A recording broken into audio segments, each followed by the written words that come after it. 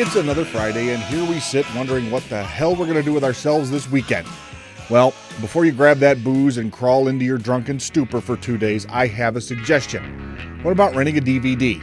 Now, I know it's not as much fun as drinking yourself into a coma, but if it's the right movie, at least you'll have something new to talk about on Monday. You know, instead of how you drank until you crapped your pants.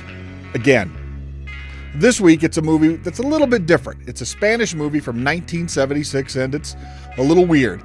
It's Who Can Kill a Child, and it'll make you want to keep an extra close eye on those kids. Here's the story. Tom and Evelyn are on a vacation in Spain, and they're in a small town, but it's very overcrowded. So Tom decides to take his pregnant wife to a small island that he knows of that's just off the coast. So they rent a boat, and off they go. But when they get to the island, something seems a little wrong. They're greeted at the dock by kids, one of whom seems a little strange to say the least, and as they walk through the town, it all seems deserted. As they explore looking for a hotel, they see a nice old man sitting in the shade when a little girl approaches and grabs the old man's cane and beats him to death with it. That's right, the kids have had themselves a little uprising, and they've taken over the island. And now Tom and Evelyn have to find a way through the kids and back off the island in order to live. Who Can Kill a Child is, in many ways, the predecessor of Children of the Corn.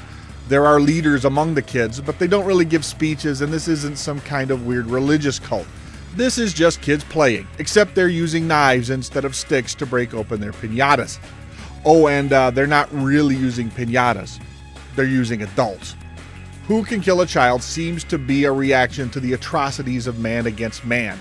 At the beginning, there's a list of statistics of how many children were killed from wars from World War II all the way through Vietnam.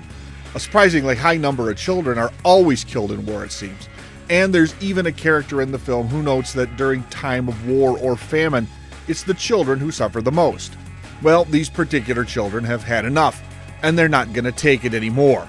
Who Can Kill a Child moves a little slow at first. After all, it wasn't made for the MTV generation. This was made in 1976, when people took the time to let a movie build, and it's a slow build that pays off in the end.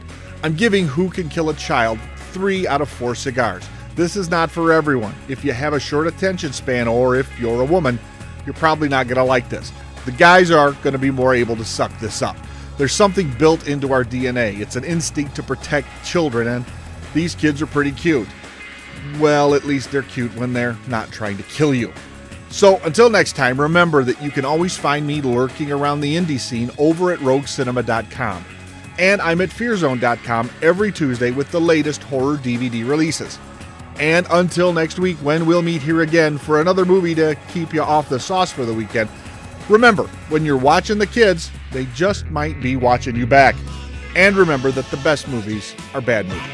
Yes, I'm